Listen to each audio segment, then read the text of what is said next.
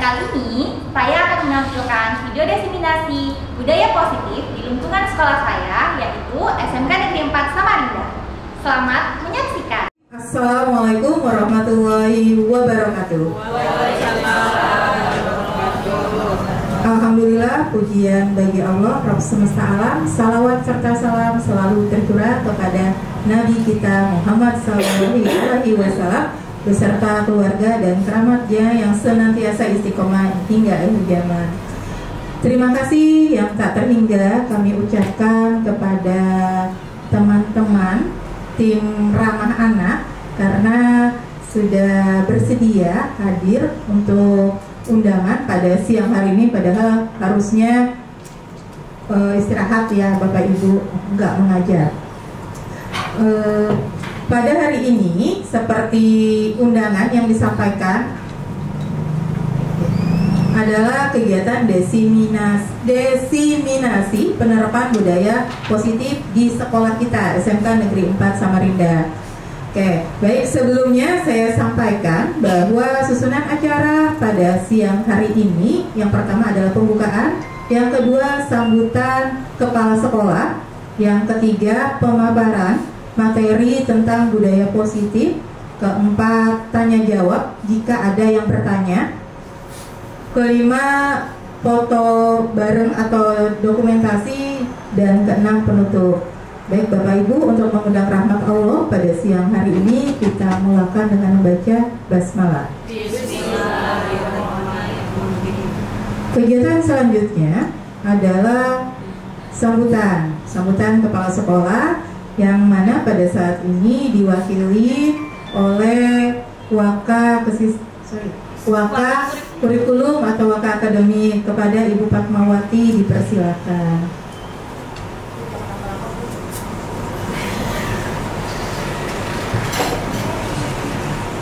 Bismillahirrahmanirrahim. Assalamualaikum warahmatullahi wabarakatuh. Terima kasih kepada Bapak Ibu yang telah menyempatkan diri untuk hadir di sini. Kita bersama di sini memenuhi undangan dari teman-teman CGP Angkatan 11 yang berasal dari sekolah kita dalam acara ini, penerapan budaya positif di sekolah. Ini sebagai refleksi dan juga sekaligus untuk mengevaluasi perjalanan 1 bulan gerakan disiplin positif di sekolah kita. Mungkin itu saja yang bisa saya sampaikan. Semoga kita dapat mengikuti kegiatan ini sampai selesai, mengikuti dengan baik. Ini merupakan bentuk penyegaran yang bisa kita terima, kita lakukan pada kegiatan ini. Saya mengucapkan terima kasih mewakili Bapak Sekolah yang terkendala untuk hadir pada siang ini. Baik. Dengan mengucap basmalah kita buka kegiatan ini. Bismillahirrahmanirrahim. Demikian, kurang lebihnya saya mohon maaf. Assalamualaikum warahmatullahi wabarakatuh.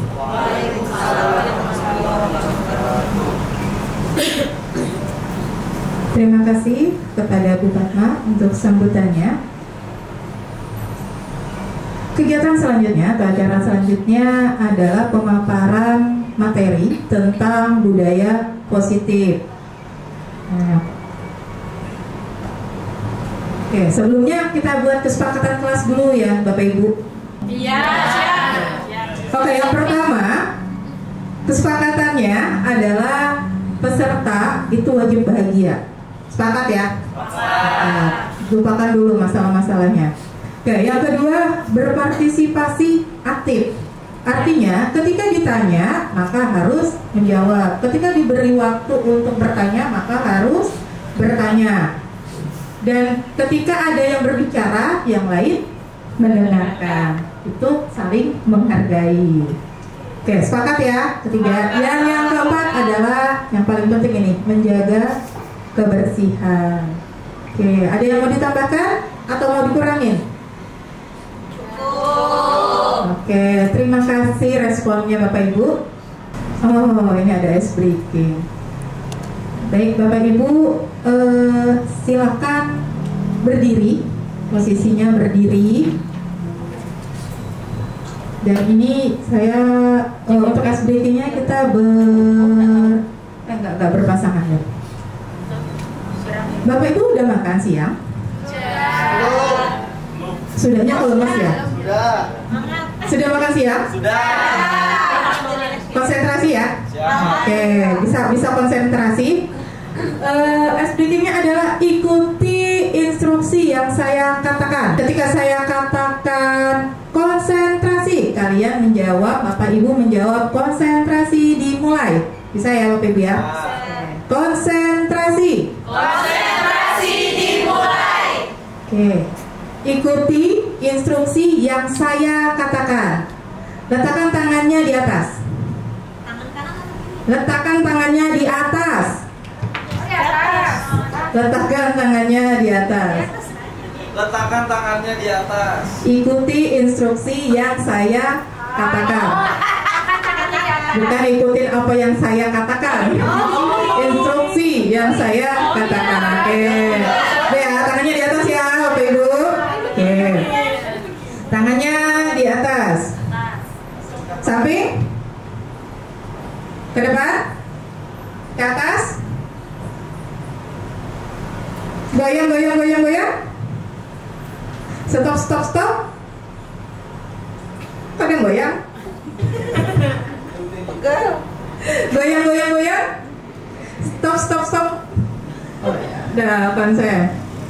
Letakkan tangannya di dahi.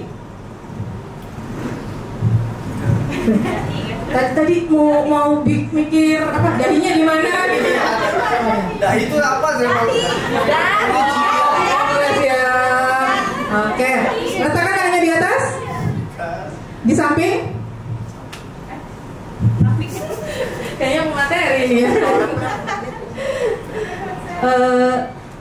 Ke bawah. Goyang, goyang, goyang. Oke, cukup. Silakan duduk kembali Bapak Ibu. Saya anggap sudah konsentrasi. Berarti kita bisa lanjut materi ya. Oke. Materi budaya positif. Apa itu budaya positif? Budaya positif terdiri dari budaya dan positif gitu atau satu kesatuan? Mungkin ada yang bisa jawab apa itu budaya positif. Pak Dimas? Cek. Budaya positif menurut saya adalah suatu kesatuan di mana budaya adalah sebuah kebiasaan, kemudian positif adalah berarti kebiasaan baik. Berarti budaya positif adalah suatu kebiasaan baik yang dilakukan di sekolah, seperti itu. Ya, terima kasih Bapak Dimas, benar sekali ya. Budaya positif adalah suatu kebiasaan yang baik ya, positif gitu. Kalau ada budaya positif berarti ada budaya negatif kah? Enggak ya, enggak. Ya. Budaya atau kebudayaan itu berasal dari bahasa Sanskerta, yaitu budaya, yang merupakan bentuk jamak dari badi atau budi dan atau akal. Diartikan sebagai akal yang berkaitan dengan budi dan akal manusia. Dalam bahasa Inggris, kebudayaan disebut kultur, yang berasal dari kata Latin coller,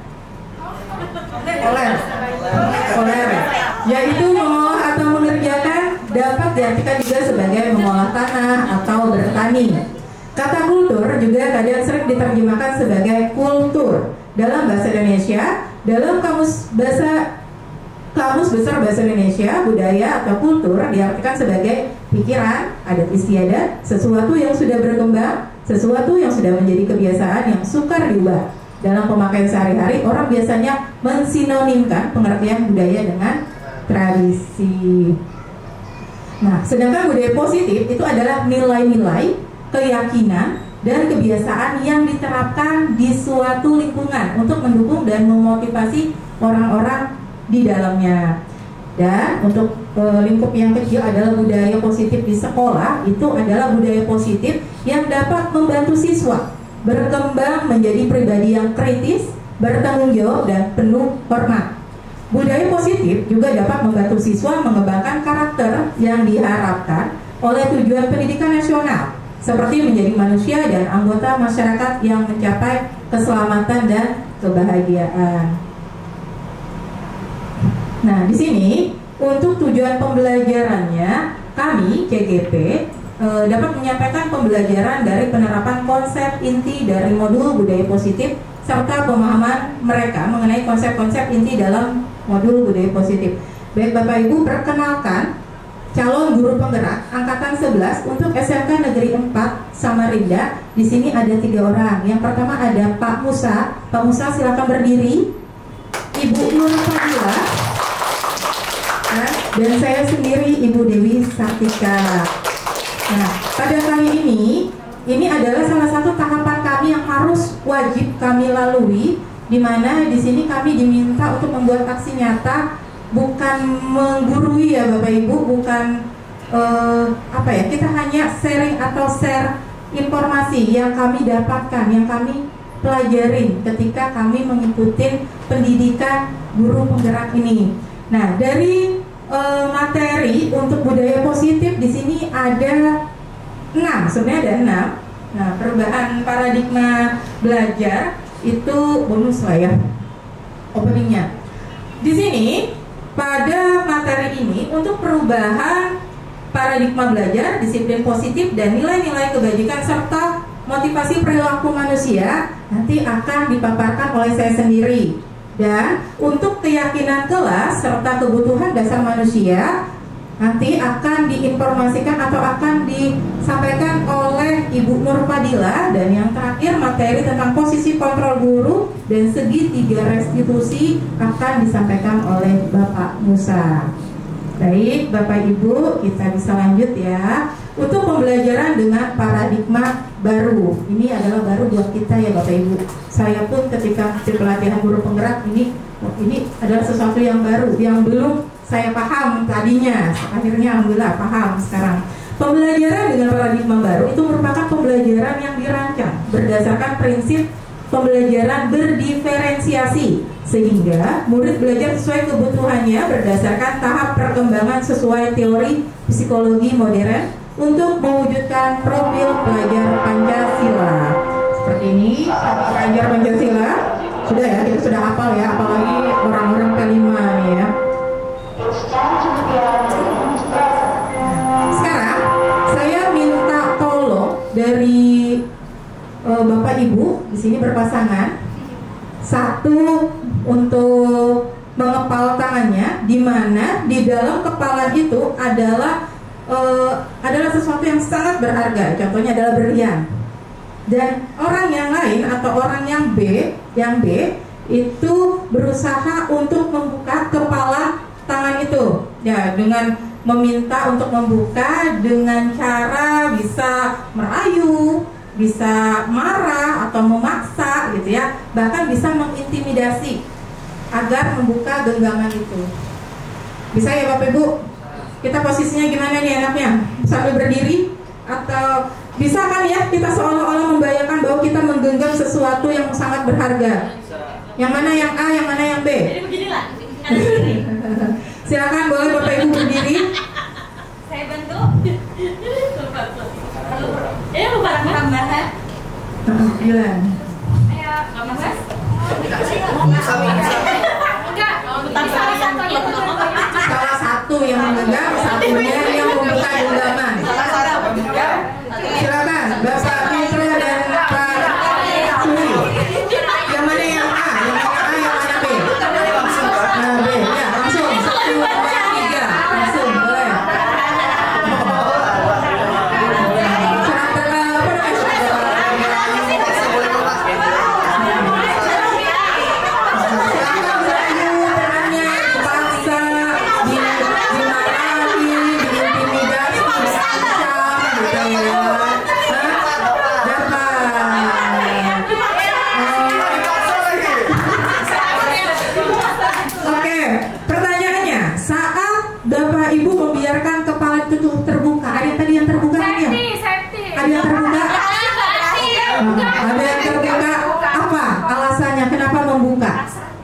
Ya berarti yang buka tadi Pak.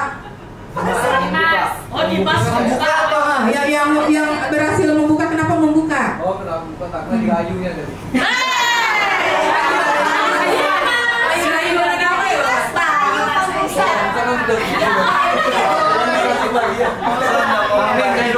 Lalu tadi ada yang tidak berhasil membuka.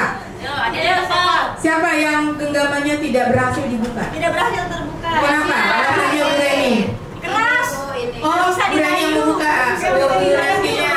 Alasannya kenapa, Bu Reski tidak ingin membuka kepalanya? Tadi sudah dirayu, sudah diintimidasi, sudah dimarah-marahi. Dipaksa. Nggak mau juga, tetap nggak mau ya. Terpaksa. Ya, itu adalah yang namanya teori kontrol. Silakan Bapak Ibu duduk kembali. Ya, teori kontrol itu adalah teori motivasi yang diajukan oleh William Glasser. Apa yang namanya? Kai William Glasser, dan berpendapat bahwa perilaku itu tidak pernah disebabkan oleh respon terhadap stimulus luar. Dr. William Glasser ini adalah seorang psikiater dan pendidik dalam kontrol teori yang kemudian hari berkembang dan dinamakan choice teori, meluruskan beberapa miskonsepsi tentang makna kontrol. Kebanyakan kesengsaraan manusia disebabkan oleh orang-orang yang berusaha untuk mengontrol orang lain. Padahal pada kenyataannya satu-satunya perilaku yang dapat dikendalikan adalah perilaku seseorang itu sendiri. Orang lain tidak dapat membuat kita melakukan apapun yang sebenarnya tidak ingin kita lakukan. Iya kan? Kita memilih semua tindakan dan pikiran kita secara tidak langsung. Hampir semua perasaan kita dan sebagian besar psikologi kita. Ya, miskonsepsinya di sini menurut Kai William tadi, ilusi guru itu mengontrol murid. Itu ilusi. Jadi kalau siswa kita mengiyakan, nah itu karena keinginannya dia aja mau gitu kan ya, bukan karena karena memang ini gurunya gitu ya, enggak, tapi karena dia ingin. Sebenarnya dia bisa juga kan tidak mengikuti apa yang diinstruksikan oleh gurunya, bisa. Lalu ilusi bahwa semua penguatan positif efektif dan bermanfaat. Ilusi bahwa kritik dan membuat rasa bersalah mampu menguatkan karakter. Dan ilusi bahwa orang dewasa berhak memaksa. Sedikit-sedikit ubahlah sikap atau perilaku Anda. Namun, bila kita ingin memperbaiki cara-cara utama kita, maka kita perlu mengubah kerangka acuan kita. Ubahlah bagaimana Anda melihat dunia. 1991 mengatakan bahwa bila kita ingin membuat kemajuan perlahan, sedikit-sedikit ubahlah sikap atau perilaku Anda. Namun, bila kita ingin memperbaiki cara-cara utama kita, maka kita perlu mengubah kerangka acuan kita. Ubahlah bagaimana Anda melihat dunia, bagaimana Anda berpikir tentang manusia, ubahlah paradigma Anda. Skema pemahaman dan penjelasan aspek tertentu tentang realitas. Jadi kalau stimulus respon itu realitas atau kebutuhan kita sama. Padahal realnya atau dari teori kontrol itu kebutuhan kita berbeda. Ya. Semua orang melihat hal yang sama. Setiap orang memiliki gambaran berbeda. Kita mencoba mengubah agar berpandangan sama dengan kita. Teori kontrolnya kita berusaha memahami pandangan orang lain tentang dunia. Itu diantaranya. Saya percepat saja ya Bapak Ibu. Nah, ini penerapan teori pilihan di sekolah. Salah satunya, murid adalah manusia yang memiliki kehendak. Benar? Ya. Tugas guru adalah menuntun, bukan memaksakan kehendak. Apa yang terbaik menurut guru belum tentu baik menurut murid. Jika murid belum dapat menentukan pilihan sendiri, guru mengarahkan beberapa pilihan dan murid diajak memilih yang paling sesuai dengan diri murid.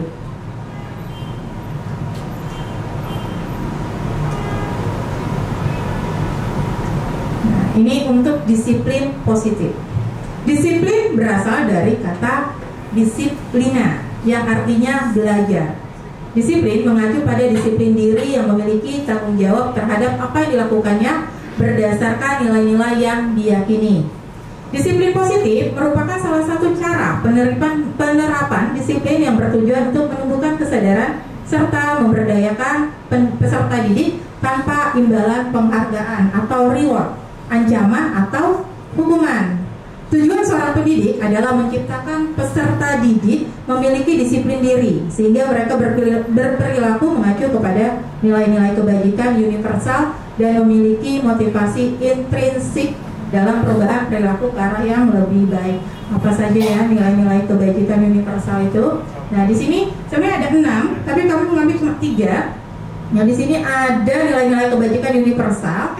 Itu merupakan nilai-nilai yang disepakati bersama tanpa memandang suku, bangsa, bahasa, agama, dan latar belakang status sosialnya. Berdasarkan profil pelajar Pancasila, ini beriman, bertakwa pada Tuhan Yang Maha Esa, berakhlak mulia, berkebinekaan global, gotong royong, mandiri, kreatif, dan bernalar kritis. Menurut IBO ya, Primary Years Program, di sini ada toleransi, rasa hormat, integritas, mandiri, menghargai, antusias, empati, keingintahuan, kreativitas, kerjasama, percaya diri, dan komitmen. Untuk life skill, keterampilan hidup dapat dipercaya, lurus hati, pendengar aktif, tidak merendahkan orang lain, dan memberikan yang terbaik dari diri.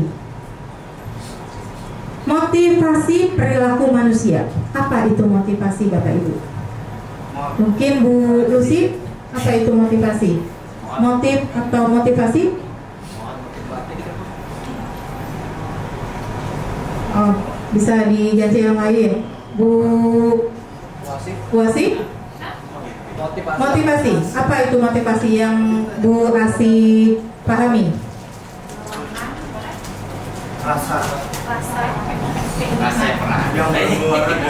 Menurut saya motivasi itu dorongan atau keinginan yang dimiliki oleh seseorang, gitu.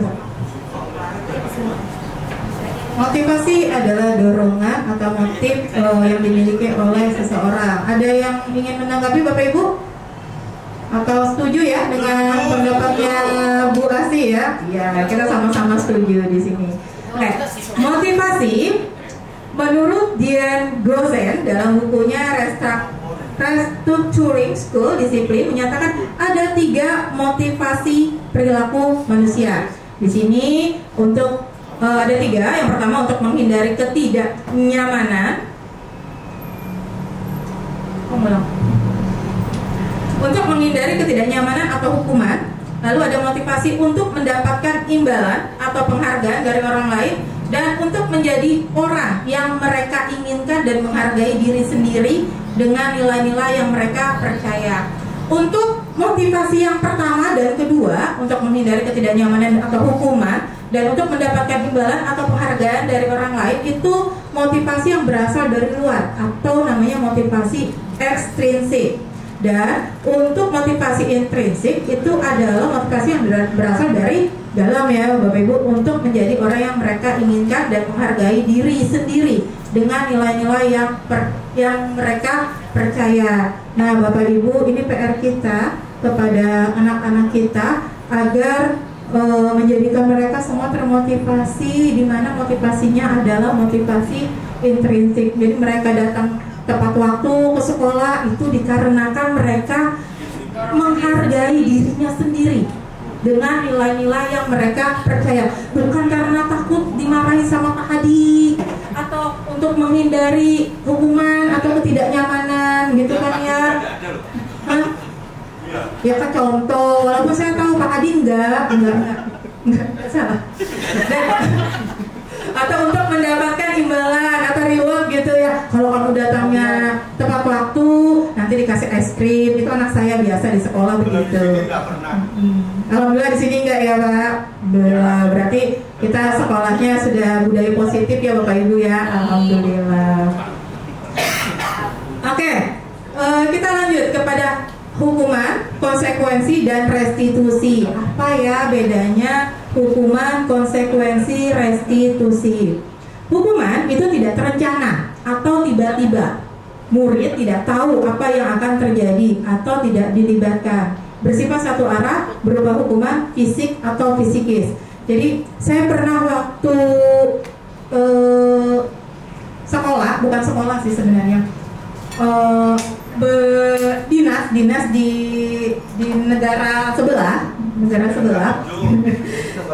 Jadi ada anak yang datangnya terlambat, lalu diberi hukuman untuk membaca Al-Quran.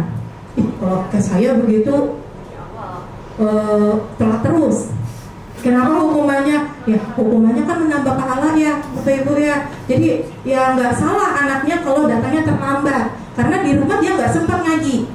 Jadi ketika dia terlambat datang, disuruh ngaji dengan senang hati kan, banyak pahala-pahala yang dia dapatkan dibandingkan yang datangnya tepat waktu, gitu kan. Nah, padahal itu hukumannya hukuman yang ini ya, yang membahagiakan untuk akhirat. Ya, lalu konsekuensi atau bisa dikatakan hukuman itu tidak sesuai dengan yang dia lakukan, ya kan ya. Jadi harusnya kalau terlambat apa ya Bapak Ibu ya, yang sesuai dengan kalau hukumannya yang sesuai dengan apa yang dia lakukan itu berarti namanya konsekuensi, benar ya, konsekuensi. Namun konsekuensi ini itu adalah memang sesuatu yang disepakati karena sesuai dengan peraturan. Namun murid juga tetap merasa dibuat tidak nyaman karena hukumannya atau konsekuensinya ke mereka, gitu kan. Sedangkan kalau misalkan kita anak kalau misalkan terlambat, maka konsekuensinya kalian di luar aja dulu atau belajar diberi jam tambahan, gitu kan ya, atau nggak usah istirahat gitu. Sedangkan jika gurunya terlambat, apa konsekuensinya? Nggak ada. Semuanya ke guru, semuanya ke siswa, gitu kan ya. Lalu sikap guru selalu memonitor murid. Nah, serasa kita ini yang lebih baik dari mereka. Dan ada yang namanya restitusi untuk apa namanya Bapak? Untuk mengganti hukuman dan konsekuensi, itu namanya ada restitusi. Apa itu restitusi? Restitusi adalah proses menciptakan kondisi bagi murid untuk memperbaiki kesalahan, proses kolaboratif yang mengajarkan murid untuk mencari solusi sendiri. Nah, untuk restitusi sendiri, ini khusus restitusi nanti akan dibahas atau akan disampaikan oleh Bapak Musa. Oke, kita lanjut. Nah, ini sorry Bapak Ibu, untuk sesi saya sudah cukup. Selanjutnya saya serahkan kepada Ibu Nur Fadila untuk melanjutkan. Kepada Ibu Nur Fadila dipersilakan.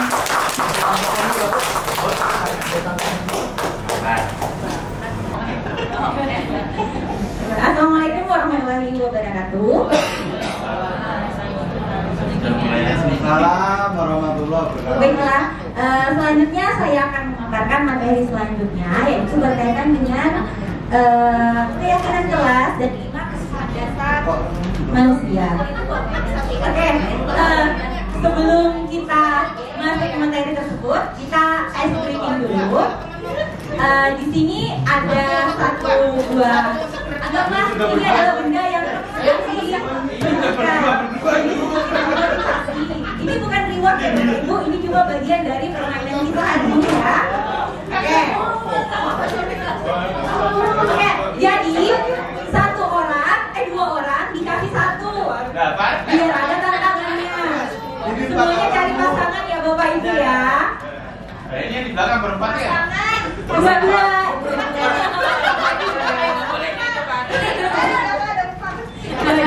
Nah, kalau baiklah, jadi di sini nanti ada, saya akan berikan instruksi. Jadi nanti saya akan berikan instruksi Bapak Ibu. Jadi instruksinya, kalau saya katakan siku, maka sikunya diangkat seperti ini. Oke, sikur, baiklah. Sikur. Oke, kalau saya disikut, kalau saya bilang sakit, maka pegang mulutnya. Sakit. Kalau saya katakan sekat, maka kalau dibilang sikat, sikat. Coba ya, kita uji coba dulu.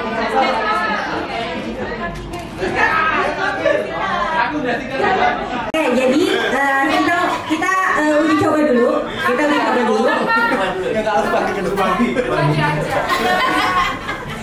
Ini jiwa kompetisinya mau dibangun dulu. Oke, kita mulai Bapak Ibu ya.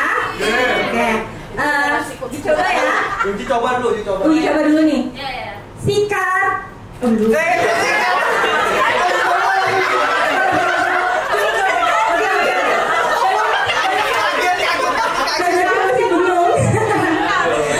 baiklah kita mulai. Siku.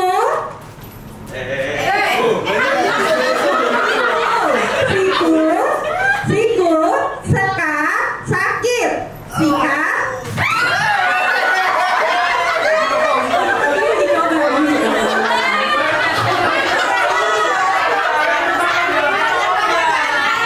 Oke, ini beneran.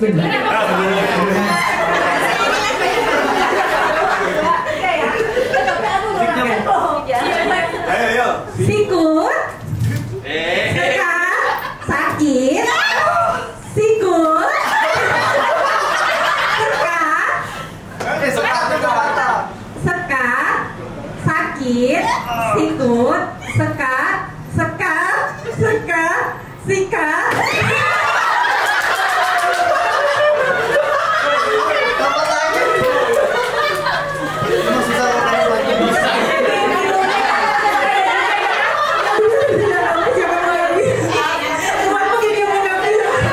Lagi Bu, masih ada Bu.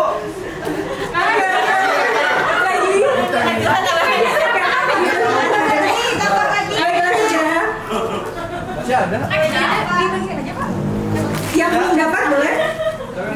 Ya kalau kayak gitu tadi tuh mending nggak usah. Bisa game lagi. Kan reward.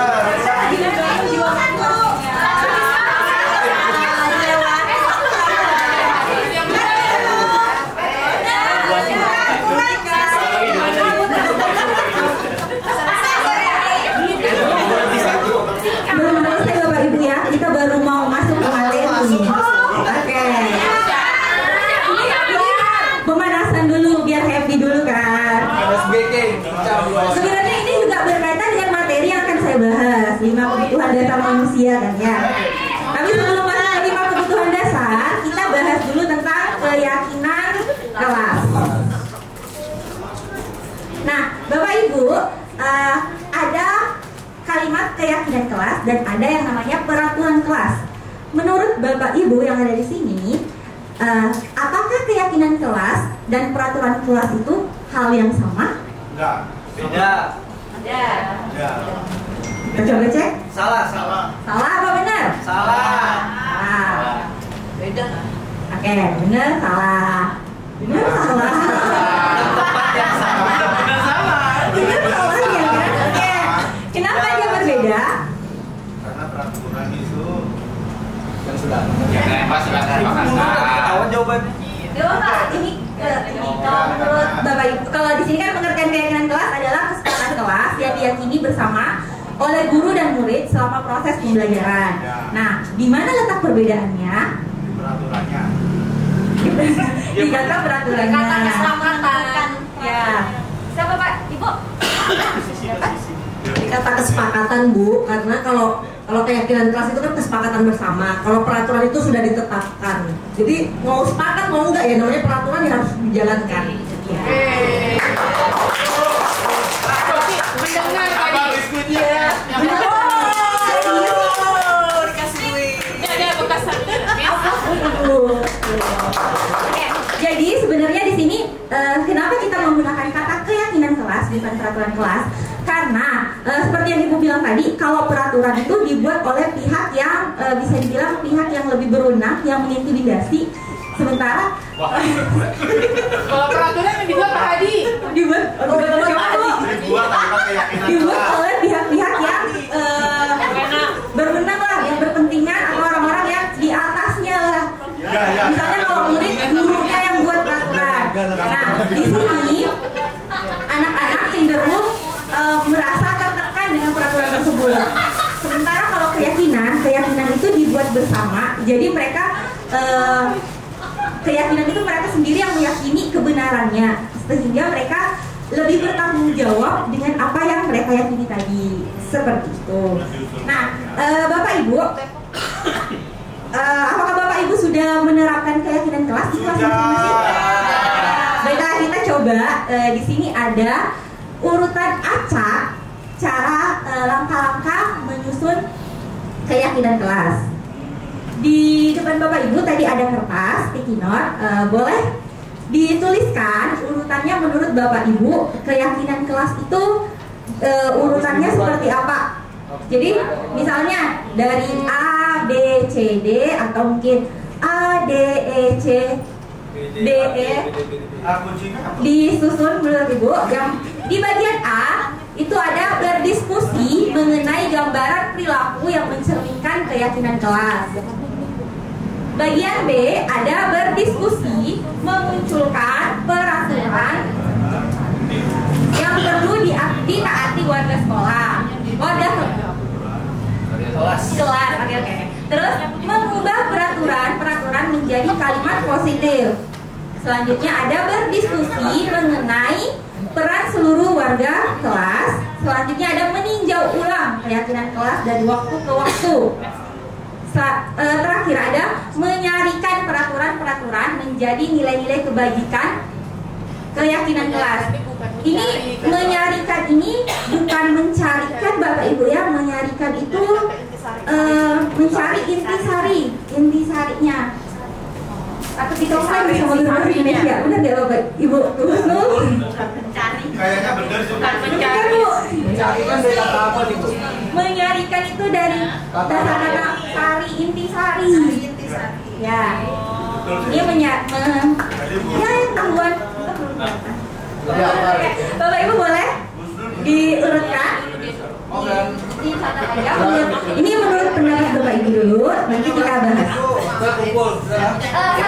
Satu menit bisa? Bisa. 1 menit bisa? Gampang kan ya? 30 A, B, C, D, E, F. Jadi yang mana duluan, ya kan? Saya nanti menutupin nih. C, D, F, C. Jadi kalau udah berhasil dapat apa ini Bu? Ya, nanti yang berhasil jadi duta keyakinan kelas SMK 4. Waduh. Ngeri. Jadi Wakasis. Jadi Wakasis. Itu di luar ini Kak. Jangan jadi Wakasis nggak buat gaji. Kok digaji yo?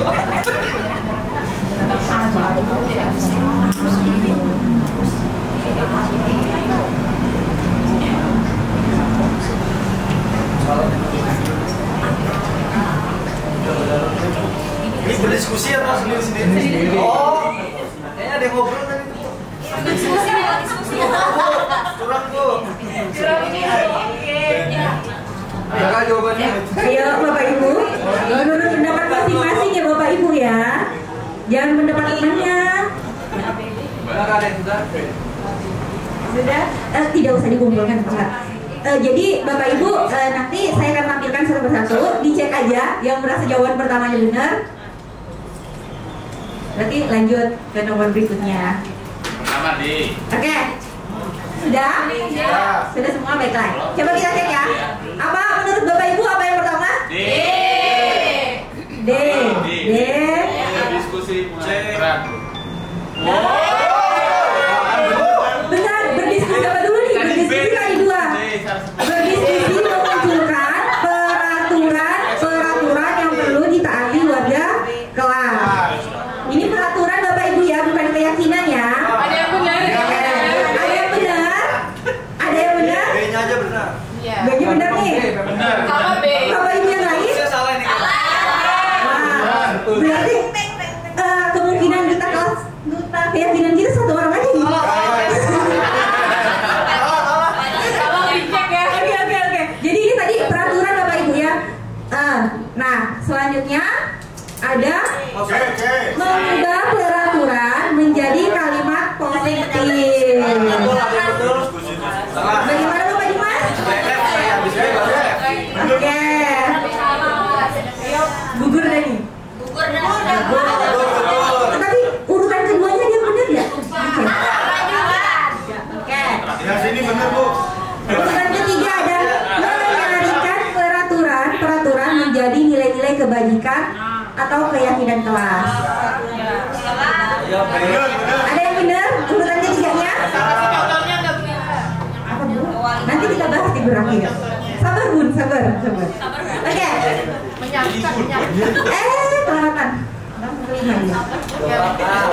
Nah, 4 ada A. Berdiskusi mengenai gambaran perilaku yang mencerminkan keyakinan kelas. Berdiskusi. Apa yang terakhir?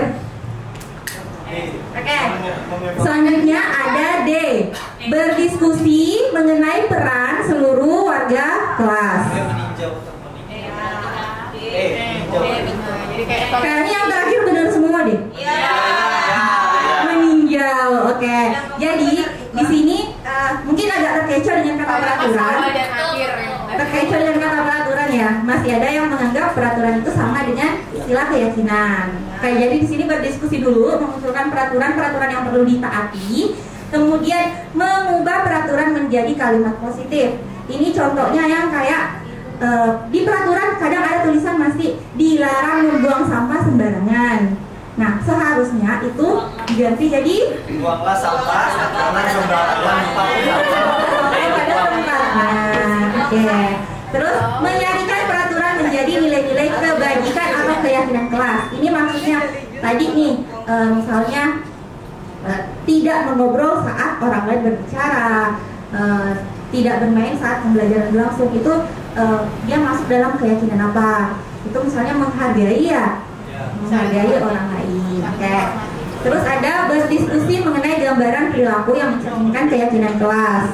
Yang tadi itu sikapnya seperti apa? Terus berdiskusi mengenai peran seluruh warga sekolah.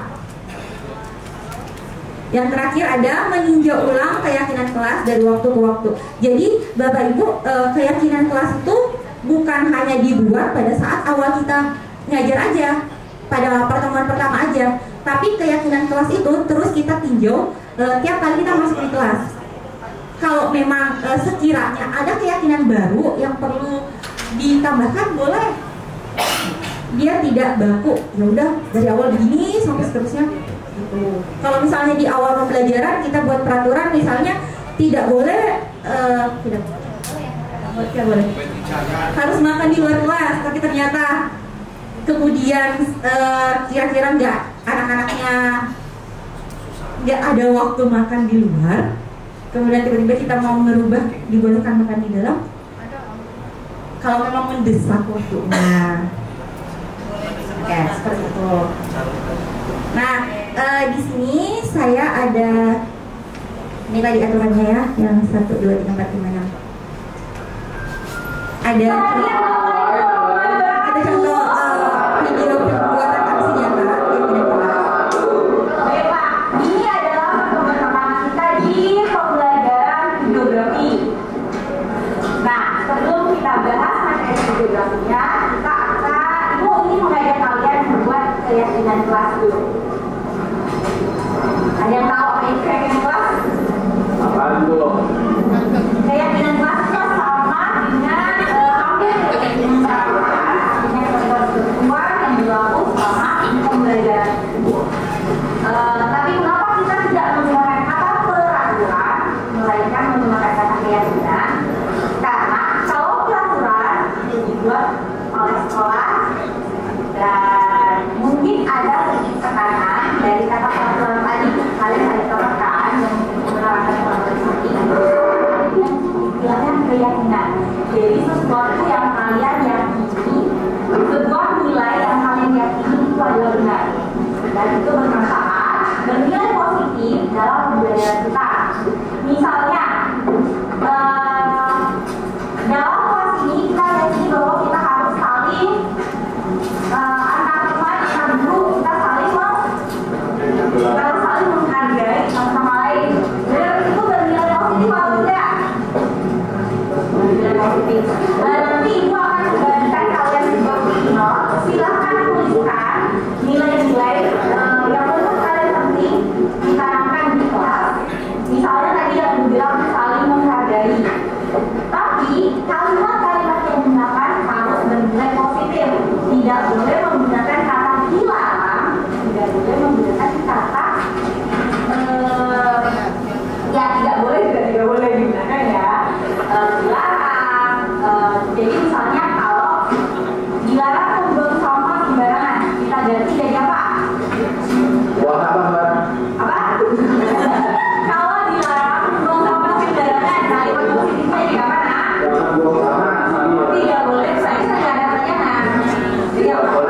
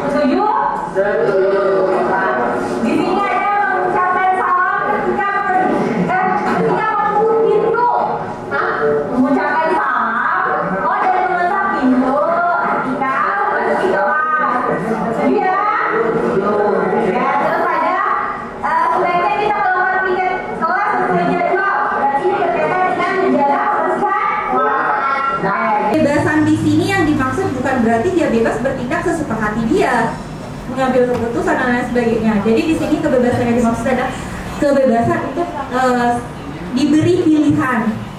Jadi bukan misalnya di pembelajaran berdiferensiasi ada namanya siswa di awal-awal kita kasih pilihan bagaimana sih gaya belajar yang mereka sukai, nanti coba kita terapkan. Dengan seperti itu kan mereka lebih ibaratnya belajar sesuai dengan keinginan mereka. Gitu. Nah, terakhir ada kesenangan. Kita harus berbahagia, senang dengan apa yang kita jalani. Bercanda, bertawa, bercanda. Jadi ada yang bilang seberat apapun pekerjaan, kalau kita kerjakan dengan senang maka bisa terselesaikan dengan baik. Kalau dikerjakan ya, kalau dikerjakan meskipun seberat apapun, kalau kita punya lingkungan yang mendukung, teman-teman yang positif, ya nyaman-nyaman aja kan punya. Ya selesai juga pada akhirnya. Oke. Bersatu itu bukan berarti bersama. Apa? Bapak Ibu ada tanggapan? Ngomong apa sih satu bersama? Ini materi saya. Ada tambahan dari Bapak Ibu terkait dengan kebutuhan bersama siswa? Baiklah, terima kasih. Untuk pembahasan selanjutnya saya serahkan ke Pak Musa. Silakan Bapak. Oke, terima kasih Bu Dila. Oke ya, Bapak Ibu masih semangat tadi? Semangat ya. Oke, ini yang selanjutnya tadi kan dari teman saya yaitu Bu Dewi dan Bu Dila, yaitu tentang siswa sama kebutuhan dasar manusia gitu kan ya. Nah, ini kita tentang kita sendiri nih sebagai seorang pengajar, ya kan?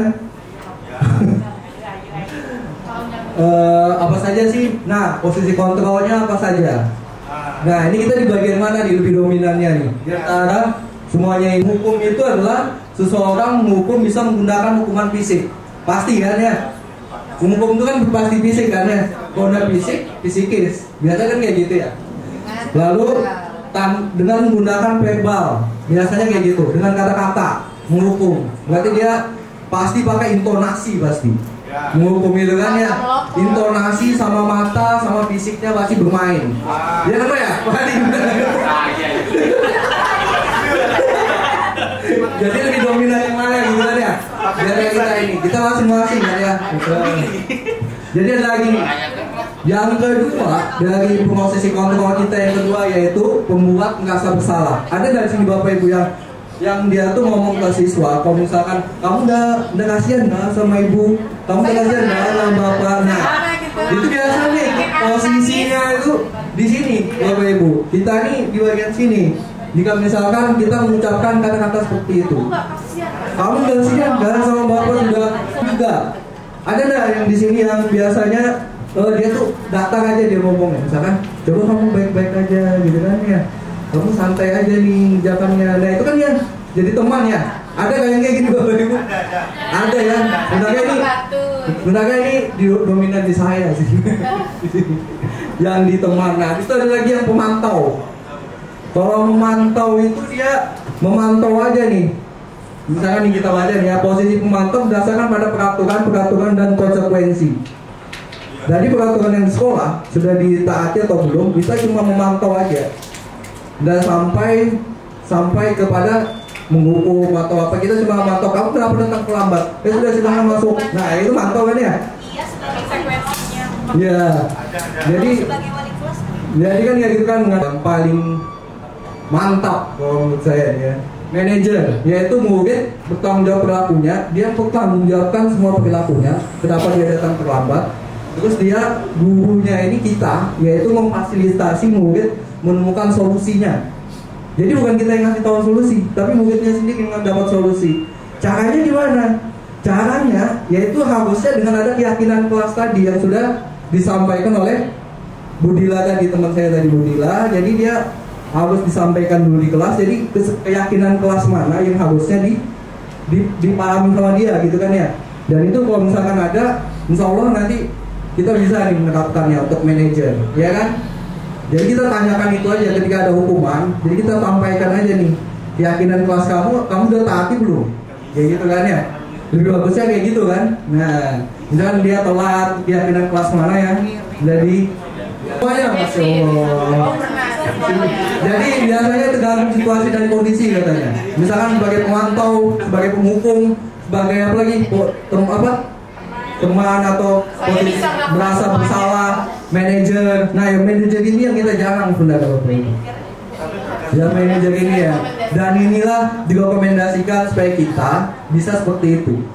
Gimana Bapak Ibu? Apa bisa kita nanti yang kayak gitu kan? Jadi kita sebagai posisi kita kontrolnya itu yaitu sebagai manajer, bukan sebagai penghukum, posisi merasa bersalah, teman, terus apa lagi pemantau. Nah, tapi lebih dari itu ya. Nah, kita lihat ini untuk menyelesaikan masalah ini apa sih? Misalkan kamu selalu saja terlambat, sekarang bersihkan pakitan sampai bersih. Kira-kira ini di posisi mana ini? Hah? Oh, aku semua tadi. Saya udah bisa kayak gitu.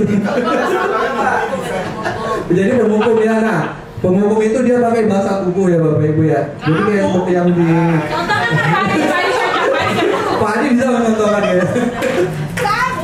Kamu sekali lagi. Misalkan nampil lagi. Misalkan ya. Nah ini berarti ini di penghukum ya. Coba kita lihat apakah betul. Apa rencanamu untuk menyelesaikan masalah ini? Manajer. Kalau yang ini? Ya sudah, kali ini apa? Nanti Ibu bantu bereskan. Coba kalau yang ini gimana coba? Kalau orang tua kamu membuat merasa bersalah. Nah, apakah ini di sini banyak yang kayak gini? Ya, kasihan kan. Nah, ada yang kayak gitu ya. Kasihan kamu. Bu Asih berarti nih.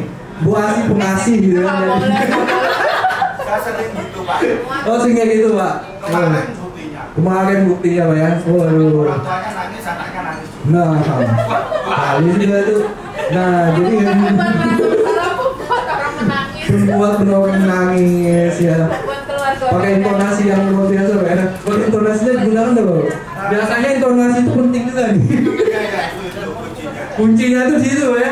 Intonasi. Dari semua kontrolnya ini kita bisa menggunakan intonasi. Kalau misalkan kayak yang di Papa Juli tadi, misalkan pengontrol pembuat rasa bersalah, intonasinya lembut. Apakah datang? Nggak mungkin juga. Jadi dia kayak lembut, pasti itu. Ada yang kayak gitu. Ada nih, buasi ya. Oke.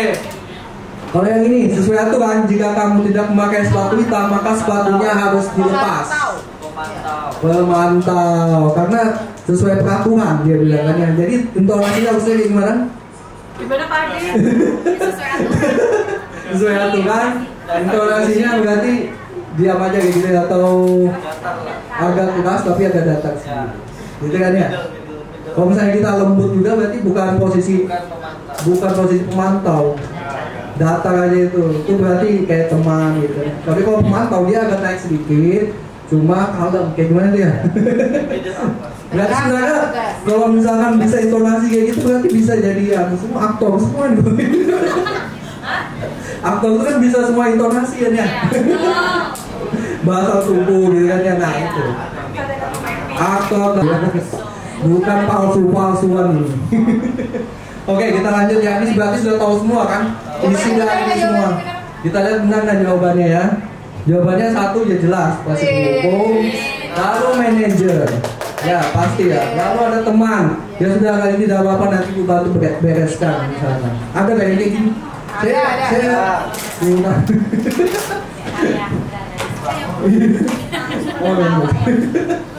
Lalu ada juga nih pembuat rasa bersalah, pasti kayak buasi, Pak siapa? Pak Juli gitu ya.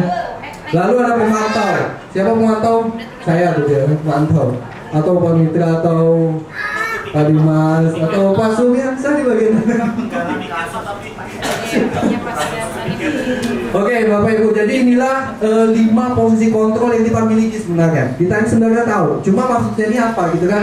Jadi kita baru tahunya mungkin atau sudah tahunya di sini bisa juga kan ya Bapak Ibu ya.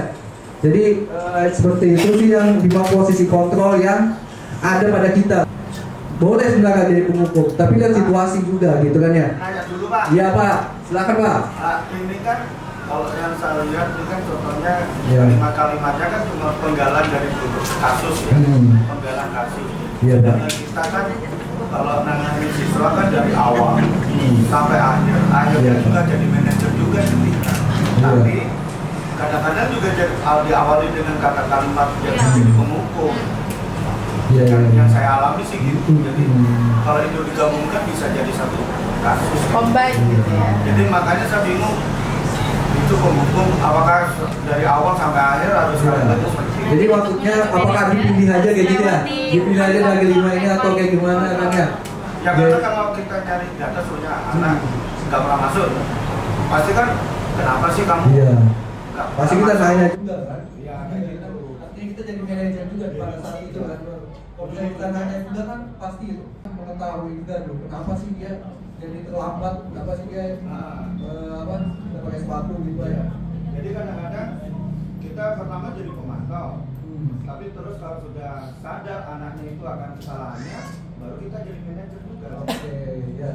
Bagus sekali Bapak jadi mantap Bapak jadi bisa menggunakan 5 posisi kontrol untuk menangani kasus. Jadi kan? Oke ya. Seperti itu. Ada yang mau ditanyakan lagi nggak Bapak Ibu? Mungkin ada yang mau menyampaikan pendapatnya mengenai 5 posisi kontrol. Jadi ada yang mau menyampaikan lagi atau kita lanjut lagi nih? Lanjut ya. Oke, ini lanjut nih. Oke, ini tabel posisi short reading. Jadi tabelnya tuh ini. Ini kelihatan nggak Bapak? Kelihatan ya. Dewi, kalau motivasi itu ada motivasi eksternal sama motivasi intrinsik. Motivasi eksternal itu contohnya misalkan dia termotivasi untuk mencapai penghargaan atau menghindari hukuman, ya kan? Sama ketidaknyamanan. Maka itu di posisi kontrolnya pasti negatif. Karena dia tujuannya bukan buat dia, buat menghindari hukuman aja nih, gitu kan ya? Misalkan kita tahu nih banyak yang ke sekolah eksternalnya. Nah di bagian sinilah yang harusnya nih, bagaimana caranya? Caranya supaya kita tuh ada di identitas berhasil atau sukses dan memotivasi intrinsik itu. Bagaimana caranya Bapak Ibu? Dan ini apa yang kita Bapak Ibu? Bagaimana kita posisinya supaya kita bisa seperti ini dengan pakai teknik. Dapat tidak hanya anak itu jerah, tapi anak itu juga ngerti bagaimana eksistensinya dia di kelas, bagaimana seharusnya dia bertindak, dan bagaimana dia ngerti yang bahwa yang dia lakukan itu ternyata berdampak juga kepada dirinya dan juga berdampak kepada teman-temannya. Itu saja dari saya, terima kasih. Jadi materi pada hari ini tidak hanya kita bisa terapkan kepada siswa kita saja, tetapi juga yang paling penting bisa kepada anak-anak kita di rumah. Gitu. Jadi kalau biasanya saya sebagai si penghukum ataupun juga sebagai si pemberi rasa bersalah, berarti nanti saya di rumah bisa menerapkan ya, dan juga di sekolah sebagai manajer. Mungkin seperti itu Bapak Ibu, terima kasih. Assalamualaikum warahmatullahi wabarakatuh. Nanti dia turun Pak, tapi agak siang. Nah, saya akan melakukan segitiga restitusi ini. Kira-kira bagaimana nih sarannya? Apakah ada masukan dari Bapak Ibu terkait kasus tadi? Terima kasih. Kasusnya tadi Bu, ini nyata banget. Oh, dosen kamu kemana? Iya, menikah bisa. Ini tidak boleh teman. Dan saya kebetulan sebenarnya tahun waktu saya jadi kelas apa sih namanya, wali kelas angkatan tahun kemarin, saya juga ada murid yang suka bilang dari kelas 11 Pak ya, yang R. Kalau Bapak saya punya R. Ya. Kami juga punya R, tapi mungkin kasusnya belakangan baru kami ketahui karena ya tadi prosesnya panjang Pak, lumayan benar-benar kayak kita harus totalitas loh buat dia benar-benar ini. Dia dulu caranya itu ya awalnya saya deketin, saya datangin gunung-gunung yang tadi sempat hilang kan ya, sempat hilang dia nggak pernah turun. Waktu itu kami sampai tidak tahu alamatnya. Yang tadinya tinggal di sini ternyata rumah dinas yang di tempat itu ternyata dibongkar, kemudian dia pindah. Terus caranya jadi benar-benar teman-teman sekelasnya saya libatkan, suruh mereka cari tahu di mana rumahnya. Setelah dapat rumahnya, kemudian dari tim BK, kalau saya tidak salah tim BK sama Pak Musa, jadi penanganannya dari kelas 11 sampai kelas 3. Dari kelas 11 didatangi rumahnya kan ya, Mbak Rizky sama Mbak Rinda waktu itu datangi rumahnya. Habis itu beberapa waktu kemudian dia turun sudah Pak ya, sudah turun, tapi masih sering hilang. Tadi itu bilangnya tidak masuk kelas atau kadang-kadang juga dia tidur di masjid. Waktu dulu dia sering hilang di kelas, hilang nggak masuk sama sekali di sekolah. Solusi saya adalah temennya datangin dia. Jadi dulu itu ada yang namanya si A itu tiap pagi jemputin dia, malahan jemputin dia di rumahnya, dibawa ke sekolah. Jadi kadang si A kalau Bu, saya jemputin ini ya, ya sudah yuk. Terus sampai sekolah lagi, kan saya mendekatinya lewat temennya dulu nih, lewat temennya dulu. Karena kalau langsung dari saya nanya, dia belum begitu terbuka gitu ngomong gimana, apa salahnya apa dan segala macam. Jadi lewat temennya, saya tahu dulu bagaimana. Jadi saya tahu, oh celahnya saya masuknya di sini. Ternyata dari situ saya tahu, ternyata masalahnya anak ini waktu itu bapaknya sakit, jadi dia yang jagain. Terus kalau bapaknya meninggal, dia juga berkabung lah ceritanya. Jadi kehilangan sosok superhero-nya. Jadinya dia malas sudah kehilangan motivasi. Dan itu bilang kita masuk, bagaimana motivasi dia. Mungkin tadi saya berada di posisi membuat rasa bersalah ya di situ ya. Jadi saya sedikit mengatakan ke dia, nah kamu cowok loh, kamu masih punya ibu, kamu masih punya kakak cewek, kamu harus buktikan sama alam. Kamu harus buktikan kalau kamu itu bisa menggantikan kesempatan bapakmu, berbelas segala macamnya. Dan itu nggak cuma sekali saya bilang. Penting jaga kamera jangan sampai jatuh gitu aja. Dia sudah mulai turun di sekolah. Walaupun turun masih sering di masjid. Dia tidur di masjid. Itu Pak Rahmat juga itu membantu waktu itu. Jadi sering datang masjid. Jadi kalau dia tidur di masjid, saya dan dalam tidur itu Pak.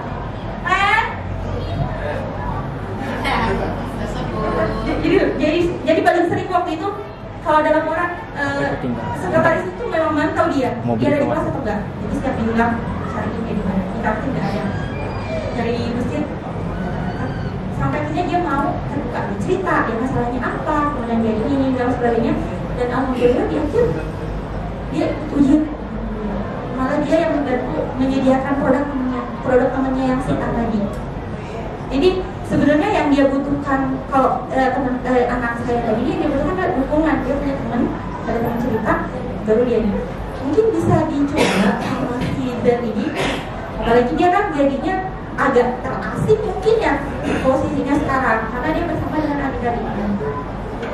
Saya juga sempat nanya-nanya sih soal, saya belum pernah mengajar ya, tapi sempat dapat cerita-cerita katanya anak ini suka turun pada saat kegiatan ekstrakurikuler. Apa betul?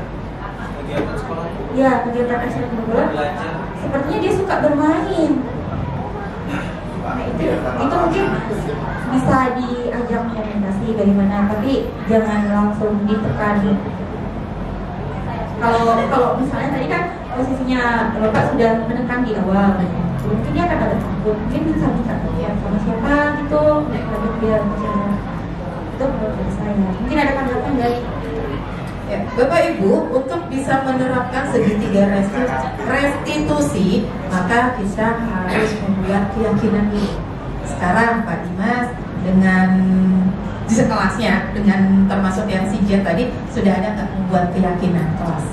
Sudah ya. Nah, berarti bisa tuh dipanggil untuk berdiskusi dan kalau bisa tempatnya jangan dengan keramaian gitu ya. Yang kalian aja personal gitu berdua gitu ya. Ngomongnya dari hati ke hati supaya masuknya ke hati juga gitu kan ya. Jadi bisa awalnya tadi ditanyakan dengan lemah lembut gitu ya, bisa ya Pak Dimas ya, lemah lembut bisa. Lalu tadi ditanyakan juga supaya ya tadi menghimungi gitu ya, kenapa ada Allah, bisa nggak cerita sama Bapak ya, kayak walaupun posisinya seperti teman gitu kan, tapi bukan itu yang tujuan kita akhirnya. Sampai akhirnya anaknya membuka gitu kan, kenapa dia nggak merasa nyaman kan di kelas. Di kelas juga ternyata yang dia inginkan atau ekspektasinya tidak sesuai dengan realita. Mungkin tadinya dia berharap dari rumah mendapatkan sesuatu ilmu gitu kan ya, ada nilai yang dia dapatkan, tidak sia-sia dari rumah ke sekolah, tapi ternyata di sekolah yang dia inginkan tidak didapatkan. Contohnya tadi berharap dapat ilmu tentang pelajaran ini, ternyata ternyata guru tersebut tidak masuk gitu kan, bisa. Nah itu mengakibatkan dianya kecewa. Nah rasa-rasa yang itu mungkin bisa kita bantu untuk mengingatkan itu. Dan ya tadi kalau menggunakan segitiga restitusi, maka kita harus sudah membuat keyakinan kelas. Lalu Bapak Ibu, ini kan semua bukan wali kelas ya Bapak Ibu ya. Nah yang bisa membuat keyakinan kelas siapa sih? Yang tidak harus wali kelas, guru pun, guru atau pun bisa, guru BK pun bisa. Bahkan direkomendasikan nih guru BK nih, ketika ada siswa kita yang memiliki kasus, maka guru BK pun bisa mengingatkan dengan keyakinan yang sudah disepakati di kelas bersama guru-guru BK. Ya Bapak Ibu ya, guru BK ya. Nah mungkin seperti itu sih kalau dari kami ya Bapak Dimas. Pak Musa ada ditambahkan atau cukup? Oke, ada yang mau ditanyakan lagi? Sepertinya cukup ya Bapak Ibu. Iya. Cukup. Baik, ini ada request dari Bu Fatma. Ini untuk pembahasan tentang Ramanah. Namun sebelumnya kami minta refleksi dari Bapak Ibu dulu untuk pemaparan materi yang kami berikan tadi. Nah, bagaimana nih perasaan Bapak Ibu setelah pemaparan materi tadi? Senang ya Bapak Ibu, senang kan ya? Senang. Boleh itu mengintimidasi. Oke, gimana Bapak Ibu? Ada yang pemikirannya mungkin berubah setelah melihat ini, misalnya tadi ya posisi kontrolnya tadi, oh ternyata ini mungkin bisa mempercayai. Nggak ada ya kira-kira dari Bapak Ibu mengatakan itu kan teori gitu ya, enggak ya? Silakan Bapak Dimas. Terima kasih kepada ketiga pemateri yang sangat luar biasa. Beri aplaus dulu Bapak Ibu buat ketiga pemateri kita. Jujur saya merasa tercerahkan karena yang saya lakukan ternyata salah. Walaupun mungkin menurut saya itu benar, harus memberi rasa bersalah kepada anak, sedikit menekan anak supaya anak itu mau nurut, tapi ternyata pendekatan saya salah. Nah setelah mendengar pemaparan dari ketiga materi tadi, saya akan merubah cara pendekatan saya kepada siswa, cara merespon saya terhadap suatu kasus atau suatu masalah, sehingga dapat tidak hanya anak itu jerah, tapi anak itu juga ngerti bagaimana eksistensinya dia di kelas, bagaimana seharusnya dia bertindak, dan bagaimana dia ngerti yang dia lakukan itu ternyata berdampak juga kepada dirinya dan juga berdampak kepada teman-temannya. Itu saja dari saya, terima kasih. Satu lagi Bapak Ibu request dari ibu-ibunya. Ya. Bu Septi kan? Dari Ibu Septi. Jangan dia darah dirundung. Dari Ibu Rinda mungkin ya. Ya, dari perwakilan guru BK.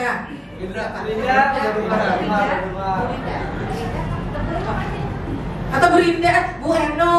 Oke, beda yang terdekat ini karena kabelnya nggak bisa panjang nih. Baik, Bu Herlia, gimana Bu Herlia? Perasaannya gimana Bu Herlia? Lagi galau kita. Feel-nya. Oke, perasaan saya setelah perasaan aja loh. Perasaan. Oh iya, perasaan aja. Pak Jajuli. Perempuan Bu Asih. Yang terdekat di sini Bu Asih. Ayo dong. Bu Asih. Assalamualaikum warahmatullahi wabarakatuh. Jadi setelah mendengarkan pemaparan oleh ketiga calon guru penggerak kita, saya merasa tercerahkan. Jadi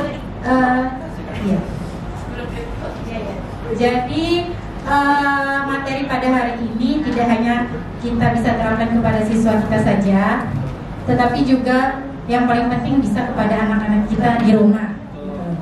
Jadi kalau biasanya saya sebagai si penghukum ataupun juga sebagai si pemberi rasa bersalah, berarti nanti saya di rumah bisa menerapkan ya, dan juga di sekolah sebagai manajer. Mungkin seperti itu Bapak Ibu. Terima kasih. Assalamualaikum warahmatullahi wabarakatuh. Bu Fatma, ini masukan ya. Ini kan kita bikin biasanya keyakinan kelas anak-anak ya. Bisa nggak ya kita bikin keyakinan sekolah untuk guru-guru? Agak berat ya. Tapi sebenarnya bisa ya, bisa. Sehingga lalu siapa ya yang posisi kontrol manajernya? Kepala sekolah gitu ya. Ya, nggak apa-apa deh, kita berimpian saja bahwa guru-guru kelak memiliki motivasi intrinsik semua, di mana mereka semua ketika melakukan sesuatu itu semuanya dikarenakan ingin menghargai diri mereka masing-masing. Baik Bapak Ibu, untuk hari ini sebelum kita mengakhiri, kita foto bersama dulu. Namun tadi ya, mohon maaf Bu Fatma untuk evaluasi ya Bu Fatma, evaluasi tim ramah anak. Oke, diserahkan kepada Bu Fatma. Jadi nggak perlu direkam. Salam guru penggerak. Tergerak, bergerak, menggerakkan. Karena pemaparan dari 3 pemateri tadi menurut saya sangatlah bermanfaat bagi saya dan bagi guru-guru yang lain. Nah, menurut saya penindakan terhadap siswa yang saya lakukan sudah benar, tapi ternyata yang saya lakukan itu salah. Di mana saya memaksa murid, saya memberikan tekanan dan saya memberikan rasa bersalah. Yang saya pikir itu benar, ternyata itu tidak tepat. Di mana seharusnya saya menjadi manajer yang baik bagi siswa ketika siswa mendapatkan masalah atau mendapatkan kasus di sekolah. Jadi harapan saya kegiatan ini terus berlangsung. Kegiatan ini sangat positif dan sangat bermanfaat. Terima kasih. Wassalamualaikum warahmatullahi wabarakatuh.